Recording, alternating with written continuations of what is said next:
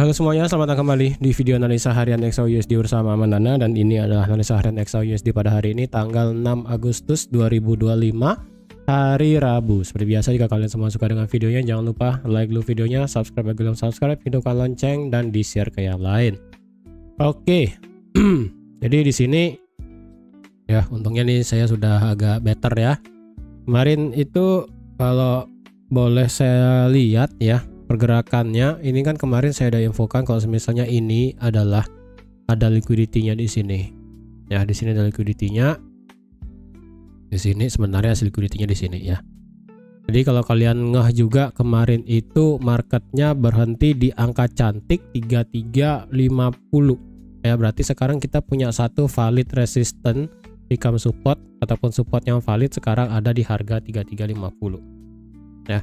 Di 3350, karena kalau kalian ngeh kemarin ya, saya kan bilang kalau ini break trend line ya kan, break trend line, break demand, retest, kemungkinan ini bisa lanjut turun sampai ke 34 baru saya prefer buy. Ternyata enggak, marketnya itu sekali yang kena angka cantik 50, power buyingnya itu gede sekali ya. H1-nya kalau misalnya lihat 4 candle setelahnya itu langsung hijau semua. Jadi buyer pressure di sekitaran 3350 itu menjadi valid. Ya, jadi tidak mengendahkan adanya trend line, tidak mengendahkan adanya demand, liquidity dan sebagainya. Ini beneran marketnya kena angka cantik doang di 3350. Oke. Setelah itu, apakah kita masih worth it buat buy atau kita mau masih worth it buat ambil sell, karena ini market H1-nya sudah kena di area area apa namanya? Area supply lagi ya. Saya pribadi sih ada ambil sell lagi ya. Saya pribadi ada ambil sell lagi. Kemarin saya ambil sellnya kan di sekitaran 80 ternyata ya, bukan di 82. Kemudian tadi barusan banget ya, saya ada ambil sell di sekitaran 80 lagi. Jadi dua kali. Kemarin saya sudah ambil profit setengah ketika market break di bawah 60. Saya close seperempat juga di 3350 dan saya SL plus. Ternyata marketnya kan kencang banget naik, dan sekarang saya ada open sell baru lagi di 3380 lagi. Nah, sekarang apakah kita masih worth it buat buy atau sell? Nah, pertanyaan itu sekarang kita akan analisa ya. Jadi secara fundamental dulu sedikit ya. Kemarin sih bukan fundamental, tapi tepatnya data dari kalender ekonomi dulu. Data kalender ekonomi kemarin adalah dari segi ISM Services PMI itu mengalami penurunan sedikit dari 50,8 ke 50,1. Tapi ini jauh di bawah konsensus yang ada di 51,5. Jadi dari segi ISM Services dan ISM Factoring PMI itu keduanya mengalami data yang buruk. Jadi dari segi sektor indeks pembelian ya, pembelian manajer lah bahasanya, ISM itu mengimplikasikan bahwa untuk saat ini dari sektor jasa dan juga dari sektor manufaktur, dari manajer purchasing manager index gitu kan, itu mengalami data yang sedikit turun. Kalau kemarin indeks dari manufacturing PMI-nya itu adalah 48 sekian. Kemudian dari segi servicesnya ini walaupun masih mengalami ekspansi di atas 50, tapi ini sudah mendekati level yang cukup kritis, karena kalau dari segi ISM Services PMI drop lagi di bawah 50, itu akan contoh terakhir adalah di Juni 2025. Setelah itu tidak ada contoh lagi selain di Juli 2024. Jadi dari segi indeks services seharusnya ini tidak boleh turun di bawah 50. Jadi kemarin malam itu masih untung lah ya, masih di atas 50. Masih mengalami ekspansi, cuman mengalami penurunan. Itu aja sih. Berarti dari segi sektor kedua tersebut ada sedikit mulai menurun. Ya, berarti dari segi apa namanya, skenario untuk The Fed potong suku bunga kembali lagi diangkat lagi. Karena kalau dilihat untuk saat ini persentase untuk memang potong suku bunga adalah sudah naik menjadi 88 berbanding 11. Karena kalau sebelumnya ini kan ini turun sedikit ya. Kemarin 89,1 banding 10, sekarang 88 banding 11. Intinya sudah sampai 80%, hampir 90 ya. Jadi kalau dibilang September kemungkinan besar banget adalah bisa untuk potong suku bunga. Tapi ingat, kita di bulan Agustus itu masih melihat data CPI ya. CPI di bulan Juli. Jadi kita akan lihat apakah CPI tersebut bakal mempengaruhi persentase ini atau enggak ya. Oke, dari segi Trump sendiri bagaimana? Dari segi Trump sendiri, dari segi tarifnya kemarin beliau ini sih kena Kenapa ini jam 10? Ini ya jam 8 ya, jam 8, jam 9, jam 10 ini marketnya kencang naik. Karena kalau kemarin itu kalau nggak salah dari segi Trump sendiri pada saat kemarin beliau udah ngomong di sini ya, jam 8 ini pas juga tuh kan jam 8. Beliau udah ngomong bahwa kalau Eropa itu bakal dikenakan tarif sebesar mana dia ya, 35% kalau nggak salah kemarin ya. Coba saya cari ya.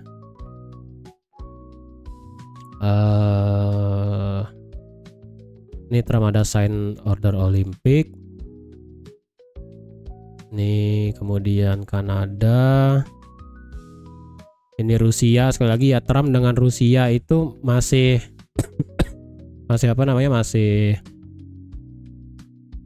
gimana lah gitu ya pokoknya. Tapi di sini dikasih jadwal ya. Ini kan Trump ready to fresh sanction against Rusia. Jadi Trump bisa untuk menyediakan sanksi yang baru untuk Rusia jika Putin tidak setuju untuk gencatan senjata pada hari Jumat ya nanti.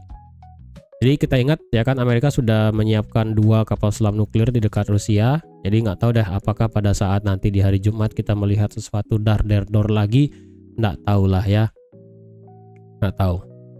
Jadi Trump pengennya kan damai, makanya oil itu naik. Kemudian nih nyamping dikit ya, karena otomatis Rusia Ukraina juga pasti akan berdampak dengan gold. Yang paling pertama berdampak sih pasti oil dulu, tapi kemudian baru gold yang berdampak. Tapi dari segi Rusia bilang sendiri bahwa kalau bisa Amerika tuh jangan ikut campur lah masalah Rusia dengan Ukraina gitu kan. Ya kita nggak tahu lah ya, itu dua negara tersebut mau ya gimana gitu kan. Itu kemarin jam 8 ya, mana dia ini ya. Nah ini ya, ini Trump tarif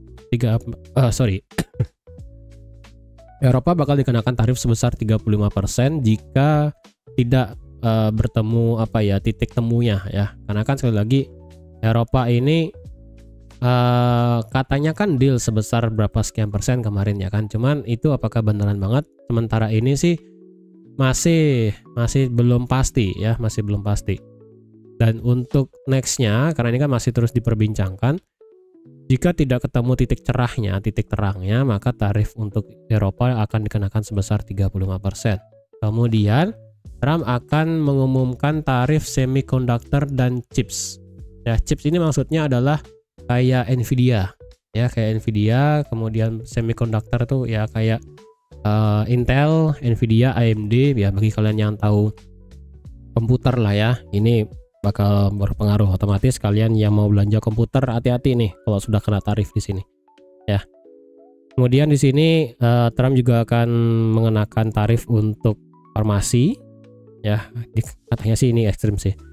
It will go up 1 year to 150 sampai 250%. Jadi dalam 1 tahun, dalam jangka waktu 1 tahun kemungkinan akan naik 150 sampai 250%. Itu udah gila sih. Ya, itu udah gila. Itulah yang menyebabkan kenapa pada saat jam 8 malam itu XAUUSD-nya kencang banget naik ya. Padahal kalau kalian lihat indeks dolarnya sendiri pada saat jam 8 itu tidak memberikan kita apa-apa tuh. Ya, indeks dolar jam 8 itu flat. Kalian bisa lihat indeks dolar jam 8 itu flat. Sedangkan XAUUSD pada saat jam 8 itu kencang banget ya kan. Ya pas juga angka 3250 ya kan. Kemudian berita tarif dan sebagainya ini mendukung. Cuman dari segi USD-nya sendiri flat, ini tidak kemana-mana sebenarnya.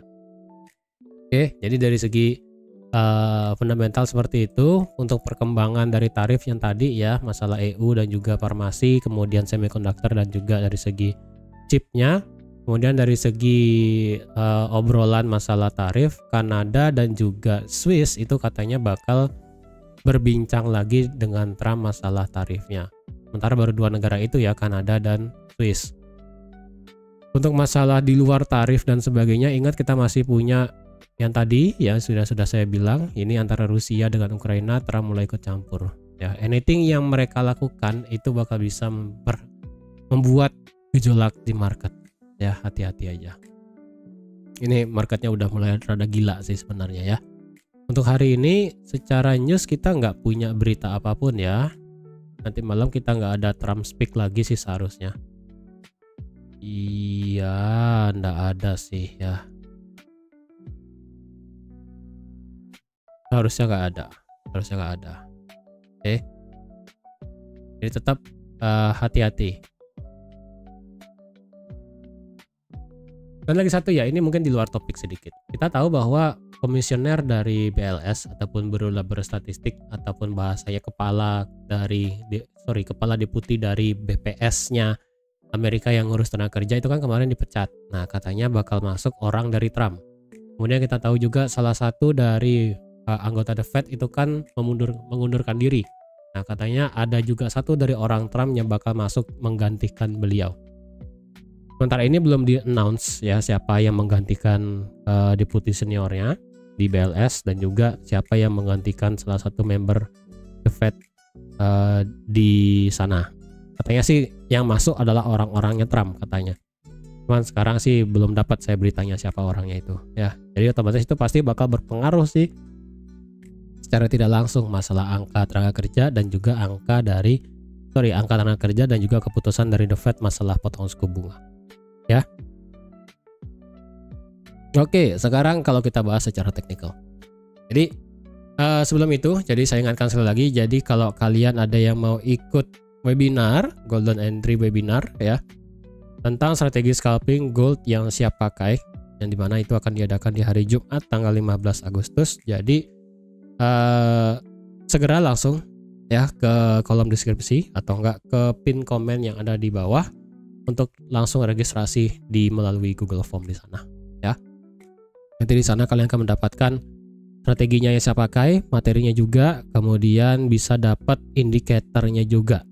Jadi di sana kalian akan diajarkan bagaimana scalping di gold pakai indikator yang cepat gitu kan, dan juga ini strateginya sudah terbukti dengan data backtest ya, karena sekali lagi untuk masalah pembagian strategi itu pasti biasanya backtest itu jarang banget ada yang punya. Jadi di sini kita share backtest tersebut. Jadi kalau kalian ada yang mau ikut lagi bisa langsung ke kolom deskripsi atau ke pin komen yang ada di bawah untuk langsung registrasi ya.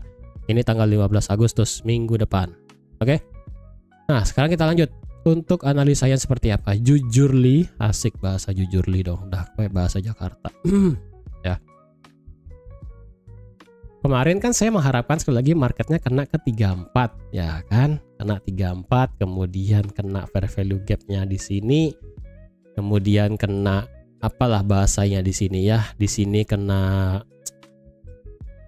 apa sih, breaker block maybe ya bahasanya di sini, breaker block, BPR, BPR sih enggak ya, BPR enggak ya, ini lebih ke breaker block dan juga fair value gap. Jadi kalau yang ngeh banget bahasa SMC mungkin bisa dikoreksi ya kalau saya salah. Saya kan masih lebih prefer untuk nge-buy di sini. Jadi untuk sekarang sih saya masih prefer buat nge-sell ya, karena saya ada bisnis baru soalnya. Tapi dari segi daily kalau kita lihat ya, seharusnya ini marketnya sudah mulai ngerem. Karena dari hari Jumat ini kencang banget ya. Kemudian hari Senin kita melihat ekor bawah ekor atas, kemudian dengan dengan kondisi bahwa hari Selasa kemarin itu berhasil nge-sweep high pada hari Senin ya. Ini kan di sweep nih. Ini kan di sweep nih. Nah, ini kan di sweep ya kan. Ini di sweep tapi tidak close di atas high di hari Senin. Jadi kalau dibilang ya ini sih fair value gap sekali lagi ya. Ini masih ada fair value gap terakhir di daily. Ini fair value gapnya sih yang pertama sudah keisi. Kemudian ini kan otomatis ini fair value gapnya udah nggak bisa dipakai lagi ya. Udah nggak bisa dipakai lagi. Jadi kalau dilihat ini kan ini sudah di sweep hari Senin high-nya sama hari Selasa. Close candle-nya tidak berhasil di atas 3385. Oke. Jadi untuk target hari ini secara make sense jika memang itu marketnya masih bergerak normal ya, tanpa news dan sebagainya, dengan dia nge-sweep high di hari Senin, maka selanjutnya target terendah untuk di hari ini adalah possible-nya adalah nge-sweep. Ini strateginya kemungkinan yang bisa terjadi ya. Ini nge-sweep low-nya dia kemarin, kemudian dia nge-sweep low-nya di hari Senin, kemudian dia masuk fair value gap secara cepat ya. di sweep kemudian kena 34 35 masuk fair value gap tipis, kemudian langsung mental. Kemungkinan sih bakal gini ya, entah ini kapan terjadi, entah hari ini atau besok sih ya, karena kalau hari ini sampai terjadi ini dropnya bakal ekstrim sih. Kita ambil dari pembukaan aja ya, dari pembukaan candle di 80. Kalau dia drop sampai ke 34 itu 470 pip, ini lumayan jauh sih ya. Apalagi hari Rabu sekarang kita nggak ada news sama sekali yang kencang ya kan, kecuali ada news di luar kalender ekonomi sih ini bisa terjadi ya. Tapi jika misalnya ini memang terjadi ya, 400 pip ke bawah kemungkinan adalah begini pergerakannya ya. Ini kencang turun, ini diambil, ini di sweep, yang banyak stop loss ini kayaknya ya, ini stop loss diambil, masuk fair value gap tipis banget ya, tipis banget fair value gap, antara kemungkinan sih 34 35 bisa nggak kesentuh kalau udah kencang kayak gini ya. Diambil kemudian masuk fair value gap tipis banget ya. Ini paling bagus adalah kalau dia kena beneran 34 35, kena kemudian dia nge-spike naik.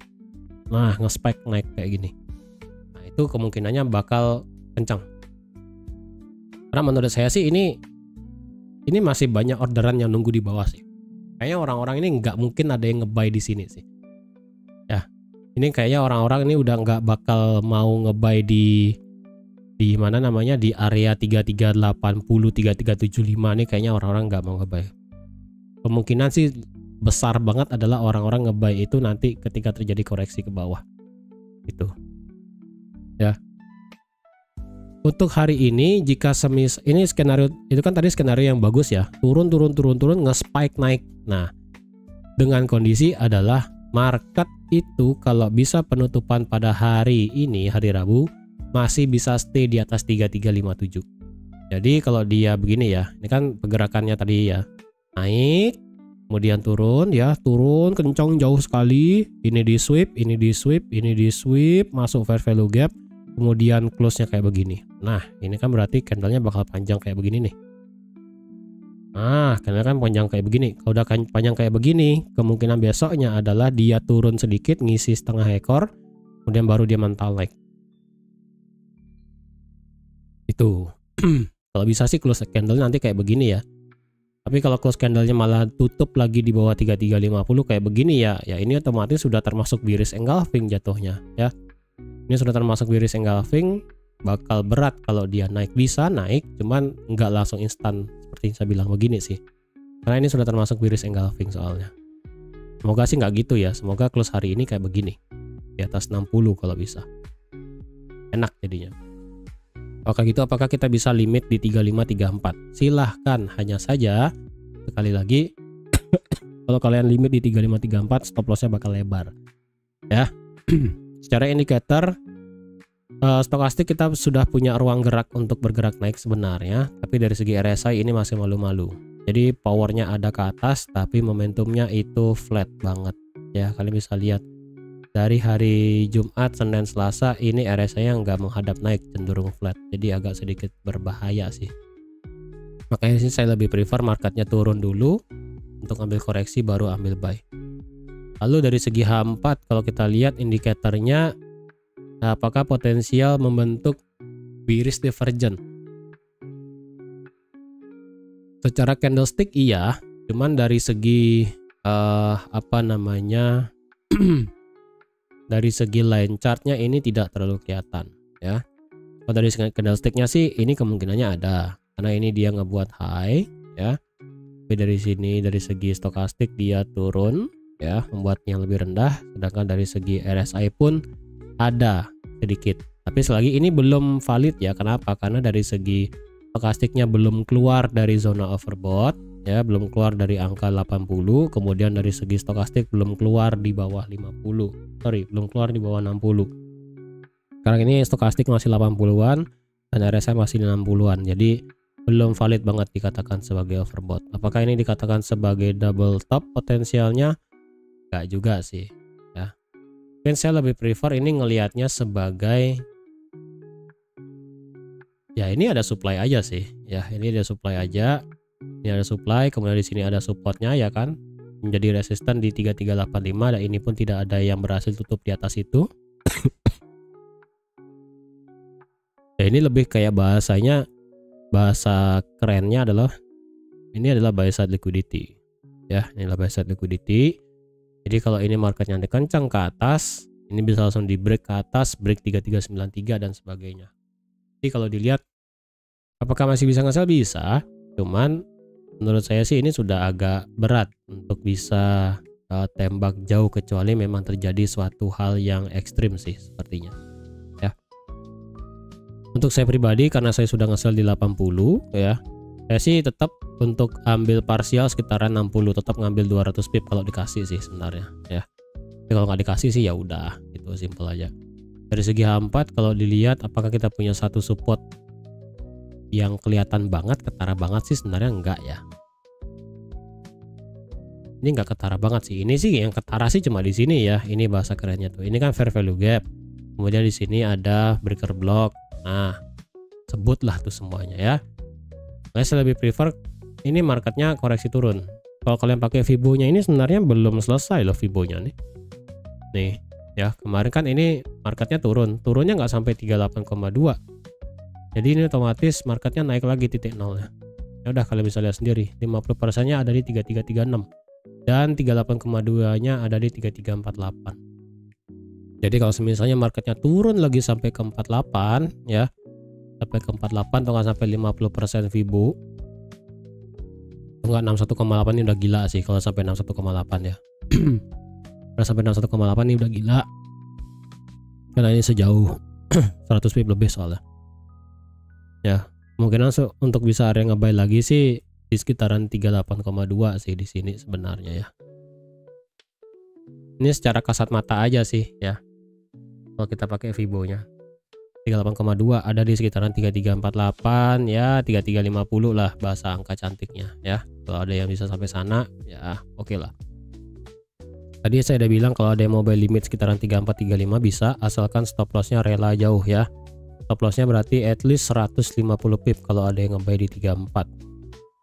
Kalau ngebuy di 35 berarti stop lossnya 160 pip ya, silahkan sih.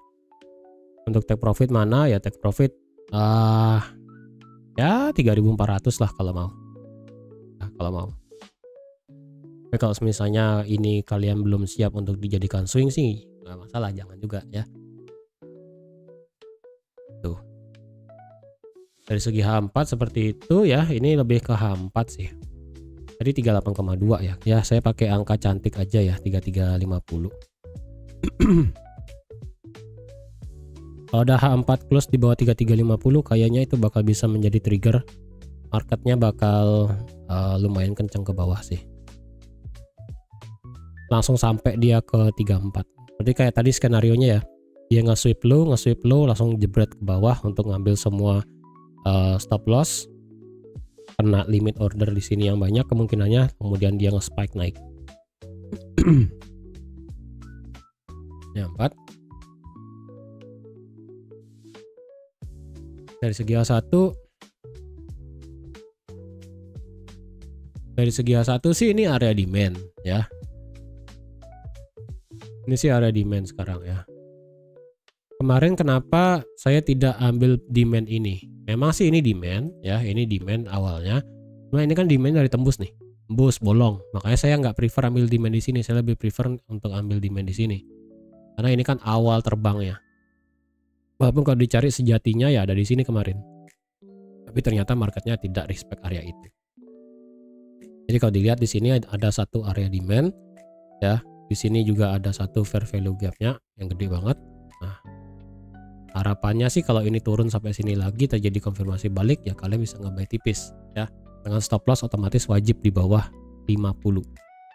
Karena kalau skenario sekali lagi sama kayak tadi ya, kalau dia bergerak turun ya, turun, nggak ada konfirmasi naik, dia cuma naik asal-asal, kemudian dia drop ya, drop ngesabet ini, kemudian dia retest naik dan drop lagi, ngesabet low di hari Senin, ini juga disabet ya kan, turun, ini juga low ya disabet, turun lagi sampai sini, jadi konfirmasi baru dia mental mungkin. Gitu. Jadi harapan buy terakhir adalah di sini. Ya, di sini adalah harapan buy terakhir. Atasan ya. Kalau ada yang mau nge-sell bagaimana? Ya ini doang sih alasan nge-sellnya. Kalau di tengah-tengah sih menurut saya agak susah. Kalau dari segi H1 apakah ada divergen? Potensialnya sih ada. Nah, potensialnya sih ada dari segi H1. Karena ini kalau dilihat ini semakin lama kan semakin turun ya kan. Tapi dari segi candlenya ini semakin lama semakin naik. Ya, kalian pakai line chart pun kelihatan. Ini high-nya semakin tinggi. Kalau pakai stokastik juga sama ya. Kalau sekarang kita berbicara market structure ya. Kita kembali ke H4 dulu untuk ngecek market structure. Otomatis ini adalah H4 ini adalah change of character. Oke. Saya rewind sedikit. Ini H4 adalah change of character. Oke. Dia break, turun, naik, turun, naik. Cara H4 sih ya.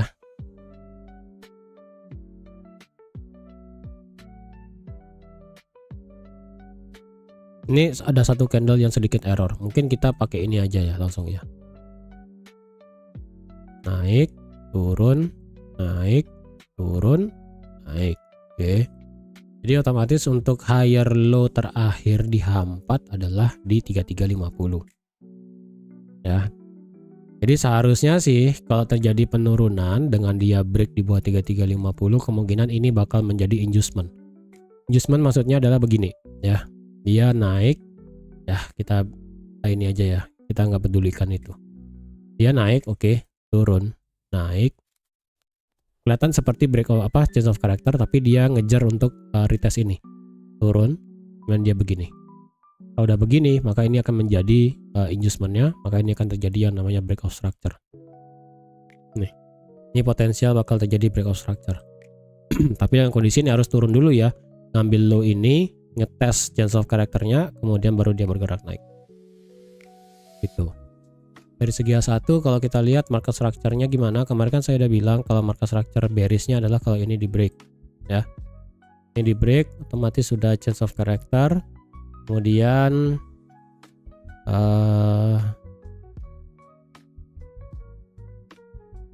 ini cok dibalas cok sih sebenarnya ya. Ini change of character, kemudian ini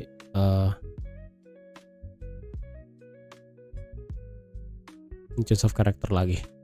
Ini ada dua sih sebenarnya ya. Nih.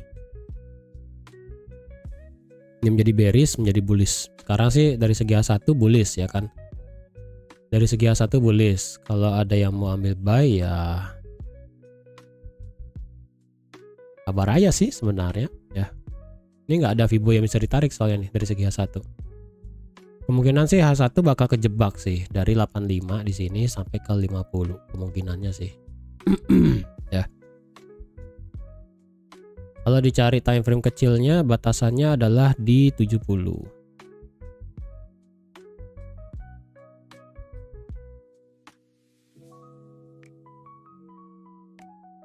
7 ya, 71 sih ya.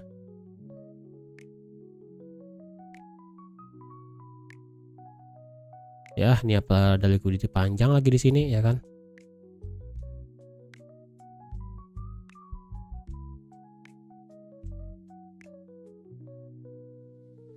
Bentar, saya cek dulu.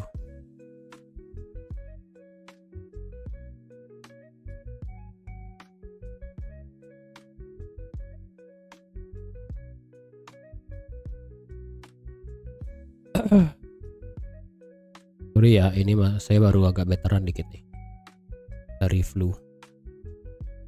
Ini berarti ini sampai sini ya. Stok A1 di sini. Oke. Jadi kita ambil ini 66 ya.